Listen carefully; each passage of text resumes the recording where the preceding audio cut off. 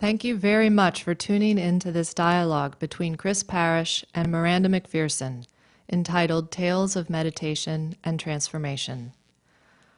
I'm Laura Hartzell, the Director of Development at Enlightenment, and I am very pleased to be introducing this video to you as part of the lead-up to our 4th annual Meditation Marathon event, happening on December 8th. Before the dialogue starts, I want to share a little bit about the Meditation Marathon with you, because this video is one way we are building momentum towards this global event. On December 8th, people all over the world will be setting aside time to meditate in a celebration of spirit. Whether you are a seasoned practitioner of meditation or brand new and wanting to try it out for the very first time, this event is a simple way to engage with this time-honored practice with others, no matter where you live. This is the 4th year we've hosted this meditation event, and people of all levels of experience participate. Some people approach this event like a marathon, with the intention of going deeper and sitting for a longer period of time than they have ever done before. Others who are new to the practice of meditation join for shorter periods of time, 1 hour or 6 hours, whatever they feel compelled to do. So, over a 24-hour period, hundreds of people are diving into meditation, being guided by audios and readings from spiritual teacher and founder of Enlightenment, Andrew Cohen. Last year, over 750 people participated, and we expect 1,000 this year. Please join us. At the end of this video, you'll have a chance to read more about the marathon and register to participate. But now, I want to turn our attention to the heart of this whole event, which is meditation and spiritual transformation. I want to chime in here because we had a couple of questions that are right on topic here, and some of them, I'm going to read one which you have more or less, I'm going to read two together, and one of them you've spoken to, but I'm going to read it in case you want to elaborate any further, and then a second question. The first one on intention from Martin Nathaniel. He writes, how important is intention when meditating, and is intention more important than the method or technique used? What is the right intention to bring to meditation? So that was the question from Martin, which you were both elaborating on, and the follow-up question related from Apollo Grace. He asked, given that meditation essentially requires dropping the judging mind, how can we know or intuit whether we're being effective in our practice? So how do we know if we're being effective in our practice? So first... I'm going to just speak to the last question, because I think Martin's question we pretty much already touched upon. Agreed. About it. I would just add to Martin's question that different methods of meditation produce slightly different results. So they all cultivate a certain degree of openness. But for example, a centering prayer, which is a much more devotional method of meditation, is going to very deeply affect, in particular, the heart, because that's the primary channel that it's working on. Practices that are more about body sensing are going to bring about more sense of inner ground, more of a sense of visceral immediacy of presence, because that's the channel they're working on. Practices that are about just breath counting, they're likely to have more of a way of kind of just giving up a gap between ordinary mind and just the spaciousness or emptiness. So I would say that there's definitely something about the method that we choose to use, and that different methods are really helpful to different people and at different times on their journey. How I work with people usually in helping them to actually self-reflect a little bit on what are their strengths and weaknesses of character? I mean, what most likely pulls them out of natural being into reactive habitual response? And when we really look at that question deep, and we honestly see, yes, I tend to be very emotionally reactive. I go to anger very quickly, or I get really caught up in my emotions, and I can't often keep objectivity, or I really lose my inner ground. I get very overwhelmed a lot. My answer to that question about how we come off natural being tells us about what method is likely to be most suitable for us, most helpful for us. But at the same time, if we're just doing the method, we're not doing it from a deep, sincere intent, from that place of love in our hearts, where we really love the truth and submit to the truth, whatever the truth shows us, then of course, the practice is kind of not going to be that effective. So important, but most important is the sincerity of intention. But linking this to Apollo's question, where he was really asking, what was the question again? How do we know? Well, yeah, and he was saying, and maybe, let's see, do you agree with his assumption? Given that meditation essentially requires dropping the judging mind, how can we know or intuit whether we're being effective in our practice? So some may argue that we don't drop the judging mind, or some may, but so two parts. I think that's a bigger conversation about judgment versus discrimination. Definitely. Right. So the development of discrimination is, I would say, one of the fruits of a true practice. That we can see this from that. We can understand the different levels of things. We can see the difference between a habit of judgment, which has has like a plotting quality of separating in an egoic way me from this over there. Whereas discernment helps us to discriminate what things actually are. Is this a conditioned thought, or am I seeing something objective?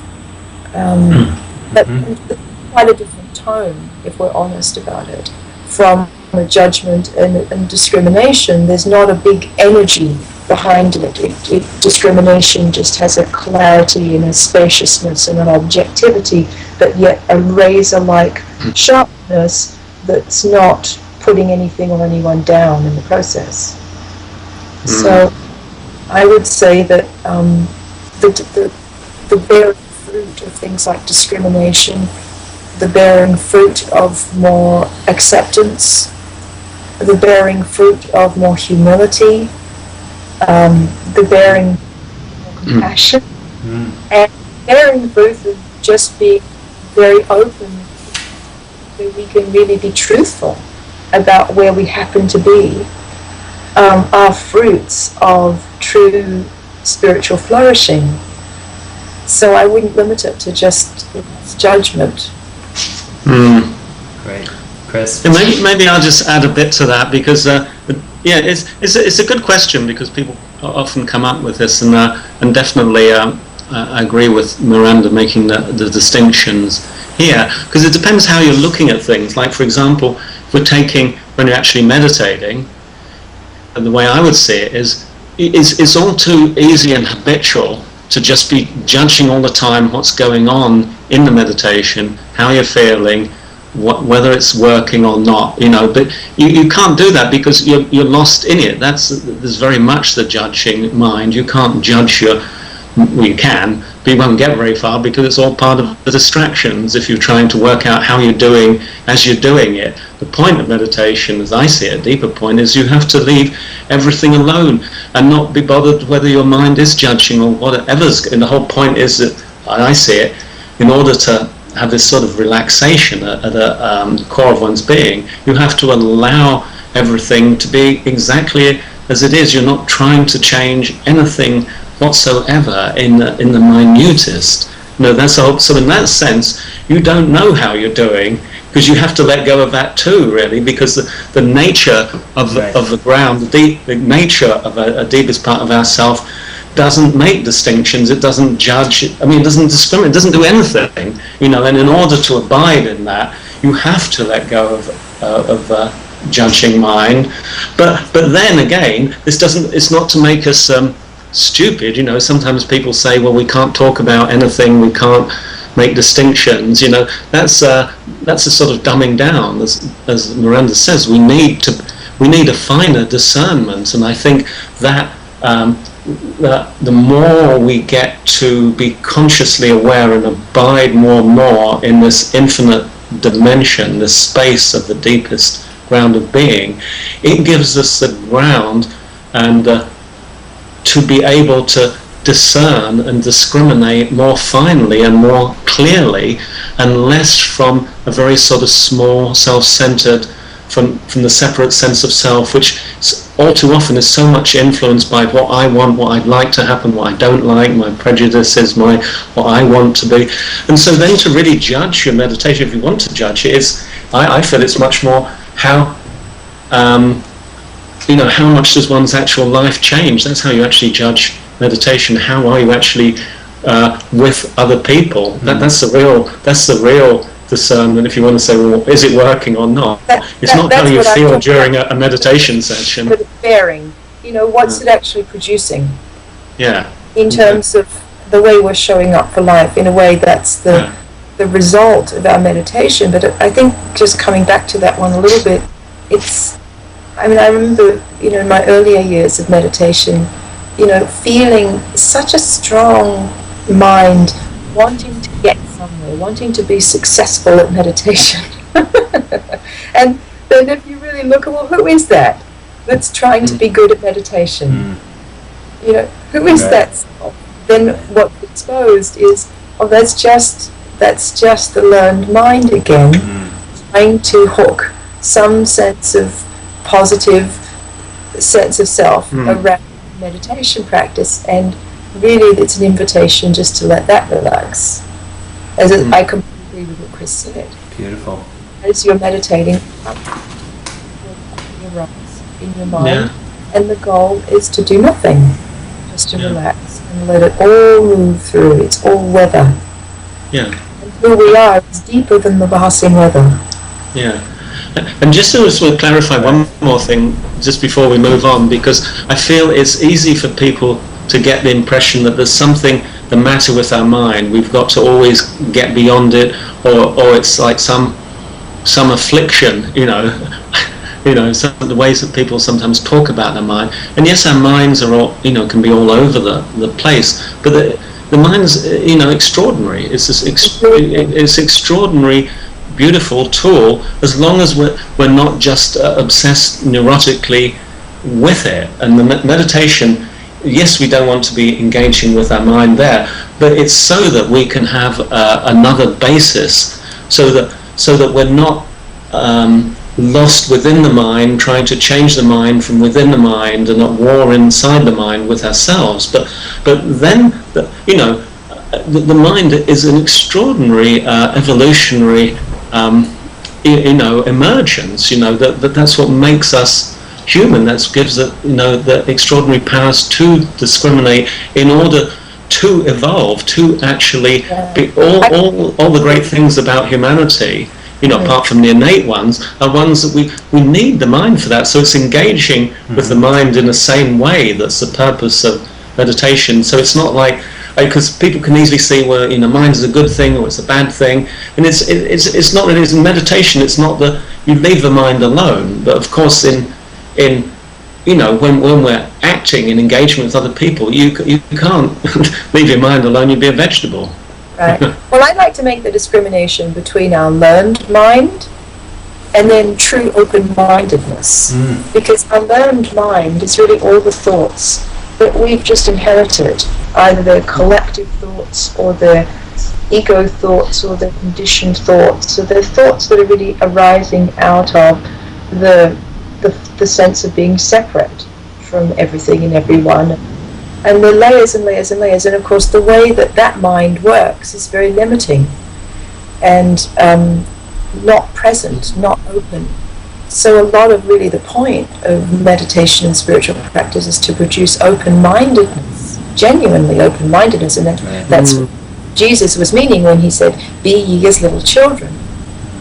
To be deeply open is incredible, and then what happens is the head center totally switches on, and it's capable of depth of intelligence and brilliancy and clarity and understanding and refinement that is exquisite, and it reflects the profound depth of being, and cooperates with it and becomes an instrument of that. So meditation to me, not dismissing the mind. So I'm glad you brought that up, Chris. It's important that we just understand the difference between our ego mind and open-mindedness, in which the faculties of the true mind are utilized profoundly in the service of being. That's a whole. Right. For that, Course in Miracles says that whatever we leave empty, grace will fill. So a lot of the learning how to not pick up the usual habits of our ego mind, learning to relax, learning to reside, which is what meditation encourages, then we actually create space for something deeper to really have some dominion in it. That's then very exciting. Right. I'm tempted to always say more, but I think I shouldn't, because it's great, because I'd love to, because each one of these things we could have a whole fascinating discussion, but in order to, so that we have more time for questions, so I won't say anything more. So this, great. So this next series is our most popular set of questions, and every time we do an event related to meditation, people have tons of questions about this. So Monica Boney asks, how do you live meditation in your daily activities? And in the same vein, Murugavel Sambandan, and I'm sure I'm mispronouncing that, asks, how do you stay in constant meditation even when you are going about your daily activities? What are the signs that you have quote-unquote crossed over or realized in a meditation? Okay. So you've been touching in and out of these questions throughout, but this is just putting it more directly.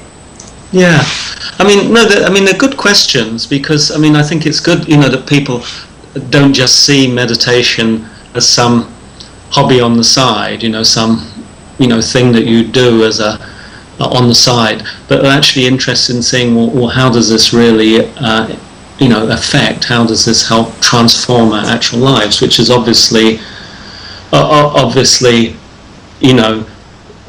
point. And I think that I tell you one story I used to do when I used to do a lot of Buddhist meditation. I'd spend a lot of time. I did a lot of retreats where you'd meditate all day and you'd slow down your activity to so you're hardly moving or doing anything. You're aware of every movement, when you lifted your hand. It's very powerful as a concentration technique, that sort of practice. And then when I'd finish and be back to engaging with people, back to so-called daily life. I don't really feel it's like that. I feel we've only got daily life. Essentially, only one life. It's a life we live. But anyway, that's how I often would view it. Then I'd find, I'd lose it. I'd lose that sense of spaciousness and awareness, because I couldn't keep that level of awareness that you have, because you're engaging with people. Life's too fast. The sort of movement where you lift, when you lift your hand up, you're aware of that, aware of everything, every movement. You do slow steps. You can't have. I'm just saying this is a rather extreme example, but it was something that I grappled with quite a lot, because I used to think that if I did this sort of practice enough, I'd get to a state where I'd be like this all the time, and it just isn't possible unless you live in a cave or in a monastery all the time. And I'd always feel I'd lose it, and you'd go back to practice, and the big subject among us meditators would always be Dharma in daily life, meaning how do you do this, how do you live this? And of course, in looking at it in that narrow way, you can't, unless you want to completely live a life that's dedicated to removing nearly all sensory input, or get it to a minimum, which is like a sort of a yogi or a hermit. So then the interesting thing, so I think it's changed my view a lot to see that you can't maintain any particular state of consciousness, any state of feeling. And I think that in terms of meditation, I do feel it does start to permeate one's life if one really does it. And I think it's important to have a daily practice. I mean, I find for myself it does begin to permeate life, but not in this sort of way that you're always calm, or your mind never troubles you, it's not the ripples. You can't do it. If you want to develop and evolve and lead an active life, and as I do, and create, your mind's going to be all over the place. But it's more and more having this, I feel, this sort of foundation.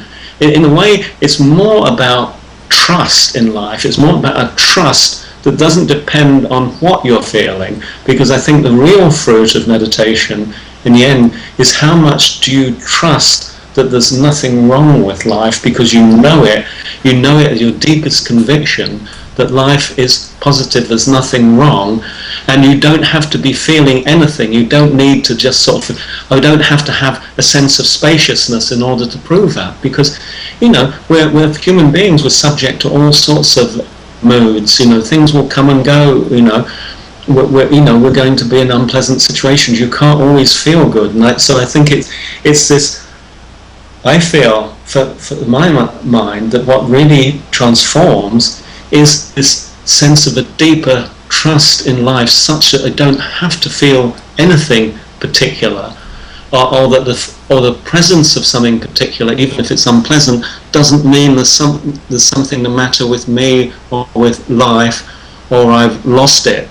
And I think that's where it really comes to. Really, I think trust is more important than anything else. It's just one way of there's lots of ways of looking at that. So one answer, and I think in terms of it, it's like we were saying before. Also, it's like how much does one start to become a different person who is less mechanically acting out of all that sort of habitual conditioning of the separate self sense, with all its arrogance, concern with image, inferior, superior, or focus neurotically on me. How much does that actually change? And that's something you can actually see if we're interested in seeing it. And particularly other people can see it. They're sometimes a better judge of how we are than ourselves. So anyway. Yeah, I would love what you were saying about trusting us. I just want to ask more. Can you summarize the question? Can you ask that again, Miranda? You say the question again briefly. Sure. And I'm just going to say these are our last two questions, and we'll wrap up after these. How do you live? This is from Monica. How do you live meditation in your daily life and your daily activities? And then, how do you stay in constant meditation, even when you are going about your daily activities? Okay. So, thank you for re-clarifying that. Sure. This is a huge and very, very important subject.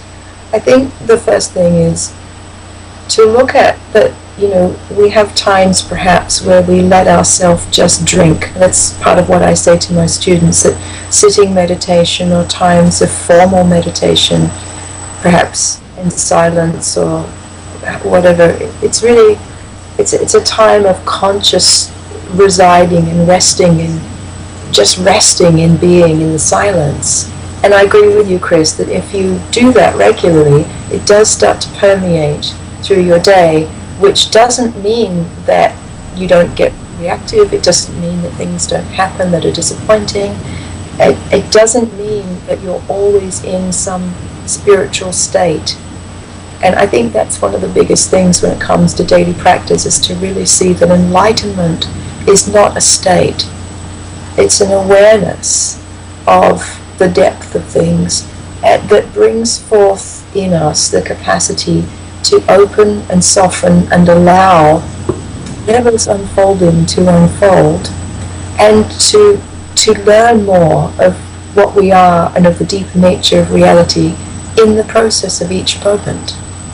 So if we then view opening, softening, allowing as practice, then there is no limit to where, how we can practice that. We could be at the supermarket standing in the line and just noticing our experience, noticing what's here, opening, softening, allowing into the moment to see what is really here at the depth of things. We can be at our computer, facing the daily, influx of emails, agendas that come in through our inbox every morning, and we're sensing our body absolutely here, noticing our breath, noticing the awareness that's deeper than the email or the person that sent the email.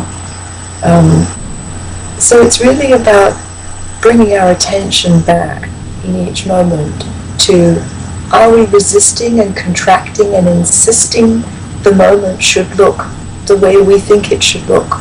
Or are we relaxing and opening into what is, letting the mystery unfold and also unfold us? Because enlightenment isn't a fixed thing. I don't think there's an end point of, okay, now you're done. It's as long as we're alive, there is more depth of realization to emerge, and sometimes we need moments of contraction or pressure to urge us to let the dropping happen here or here or here. So I think it's really important to view everything as part of our spiritual practice, and everything as an invitation. And of course, we're going to have strengths that residing in awareness in some places in our life more than others, and that just shows us we'll need to bring extra humility and openness and intention to our practice. Right. I mean, that's one of the big things it's been very helpful personally, is to, for example, I have a hard time with technology, and I'm slightly dyslexic, and I know exactly the ways it comes out. So it's really fantastic to go, oh, okay, well, these are the places where I really need to treat this as spiritual practice. So what it looks like for me is, I bring the right attention. This is spiritual practice. This sitting here feeling like a dummy, trying to work out how to install this thing on my computer, hearing my mind tell me you can't do that, you need somebody to help you. Like taking a breath, just noticing that's interesting, not taking it too seriously, coming into the moment, what's needed now, taking another breath, noticing cues to contract or resist around that, not following them, and on it goes. And it's exactly the same thing. If, for example, it's harder for you to communicate, or a lot of people have difficulty dealing with conflict in their relationship. So, okay, that means, conflict, that's spiritual practice right there. Am I in my... How strongly am I holding on to my position that they're wrong? Right. I could just... Well, I have right now, and withdrew the projection that they're my father, and actually just were willing to just see them as another human being right now. Right. Yes, this is spiritual practice, this is meditation. Everyday stuff. Fantastic. I was saying inquiry. So inquiry is a form of meditation, if you like, that is dynamic. And viewpoint that the stuff of ordinary life, the phenomena of getting reactive, of getting upset, of not knowing the way, of having a challenge in a particular area of our life, those things are the gateways, become gateways to very profound realization. If we approach the clarity of attention with the deep devotion and sincerity, with trust in the process, with humility and open-mindedness, without commentating or attacking ourselves or judging ourselves for where we find ourselves, just opening into, oh, what's here? Seeing. Who's the one even inquiring? Fantastic. Thank you both. Right. Thank you. And Miranda, if someone wants to learn more about your work, which I'm sure a lot of people are going to want to know more about it, where can they go? What's your website? It's www.mirandamacpherson, MIRANDAMACPHERSON. You can also find me on YouTube as well, and there's some various clips and things there, but my website's probably the easiest. Great. And Chris, for you, where can people come and learn more about your work? Well, obviously, I mean, at Enlighten Next UK website, that's easy to find if you put Enlighten Next UK. That's the main way. I mean, you can also find about me on chris-parish.com. There's also my own website there. Fantastic. Well, and I want to just thank our listening and watching audience. I want to invite everyone to please feel free to write to us at marathon@enlightennext.org. And we'd love to hear what you thought about the dialogue. Share your response with us, and I'll make sure Chris and Miranda get to see it. So, Thank you. Fantastic. Chris, Miranda, thank you again. And Thank you. Take care. Thank you very much.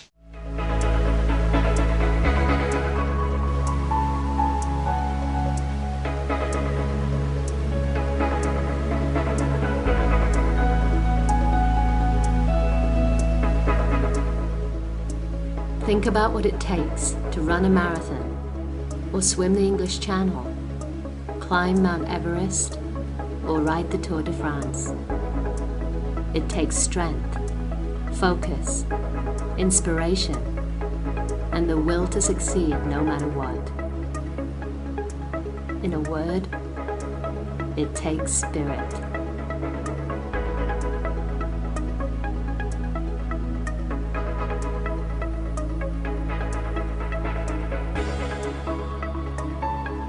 What would it be like to bring that same kind of spirit and determination to a different kind of challenge, an inner marathon, in which you're endeavoring to let go completely and sit absolutely still and silent for 24 hours in a row? That's what the Enlighten Next Meditation Marathon is all about. Instead of pushing your physical limits, you're giving your mind and your soul a challenge and stretching the wings of your own capacity for consciousness.